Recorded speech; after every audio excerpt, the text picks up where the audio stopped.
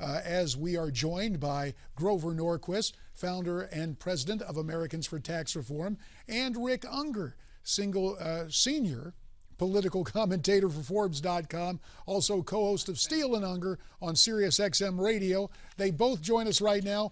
Grover via telephone, and Brother Ungar there on set at Newsmax New York. Grover, as you're very nice to spend some time with us today, let's get to what is going on in terms of money being spent in Washington. You have the new veterans bill. Not all of that is offset. There are some other bills passed, again, not with the offsets necessary. Is the House of Representatives and the Republican majority in the process of raising costs and raising taxes? Well, what happened is the Republicans said it was their goal to, if there's going to be some emergency spending, which was done under the Clinton administration, they'd say there's a flood, we need to spend $1 billion on this, and then the administration and the Democrats would want to turn it into a Christmas tree that costs $12 billion. If you say you have to offset emergency spending, cut the billion somewhere else, it keeps the original bill to normal size. It doesn't turn into a Christmas tree. I think that's a very important thing to do. Certainly the Republicans have insisted on that on a number of bills, such as unemployment insurance and others. I think it would have been helpful to do it on veterans. The challenge there was it was such a systemic problem. I wish there had been in that bill more reforms. I'd have liked to see people fired first and then talked about additional resources or resources for the next year, but not longer. That said, it was certainly called back an awful lot from what the original throw money at it argument was going to be. Interestingly, Pelosi thinks the tax cuts should be offset because she looks at it as this is all the government's money, and if you're going to have a tax cut and not give the government as much money, you have to give the government money from somewhere else.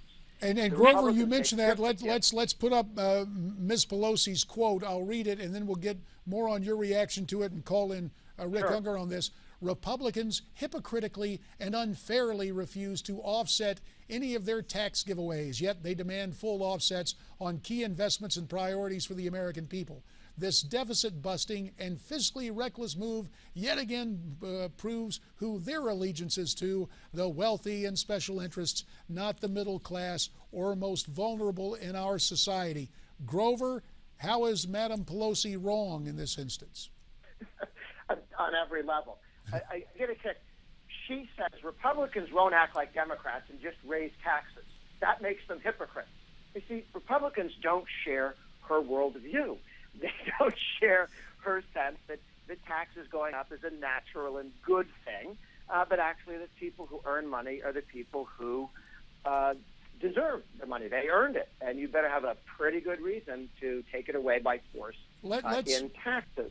And the other thing has to do with scoring. That's more of an inside issue. Rick Ungar has been waiting patiently, and I'm surprised he's not chomping at the bit. He has this bemused expression on his face. Brother Ungar, your take on the taxing question here. I've always got time to listen to Grover. He's always interesting, at least entertaining. Look, I think that there's some misinterpretation here of what Majority Leader Pelosi had to, or Minority Leader Pelosi had to say. I don't think she was suggesting that tax cuts be offset, and if she was, I'd be with Grover and disagree with that. I think what she was pointing out is we too often see that corporate welfare bills that find their way through the House don't require offsets where other types of bills that may be sponsored by Democrats do. The other point I'd make specifically to the VA, look, there are times when an emergency is so important that you don't go looking for offsets. I think the VA is one of those situations. In my opinion, the number one obligation we have in this country is to keep our bargain with our veterans. It is essential. So if we have to add to the deficit, meaning that my kids and my grandkids and their kids are going to pick up that tab, I'm willing to commit them to do that. It's that important.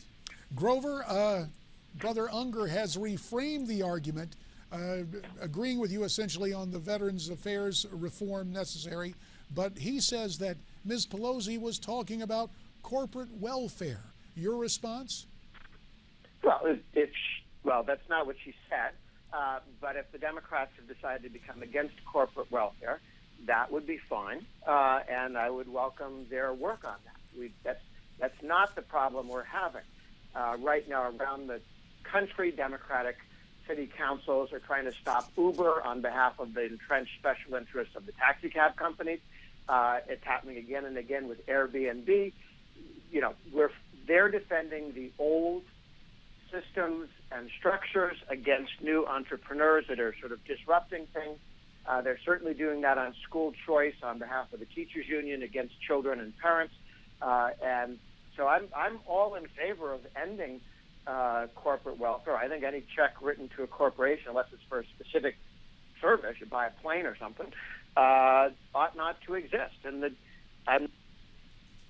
all right, I think I hope we'll get Grover back, but Rick Ungar, your response. Yeah.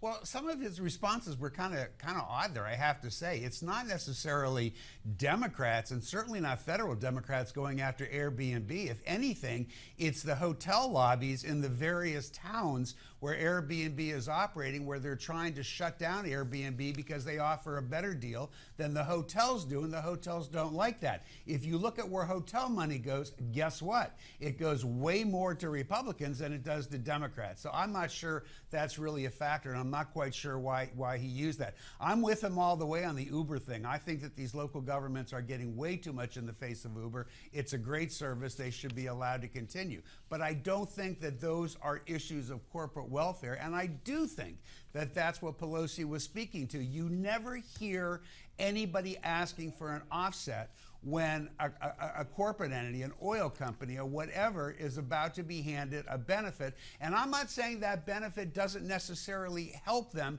and therefore help the country, but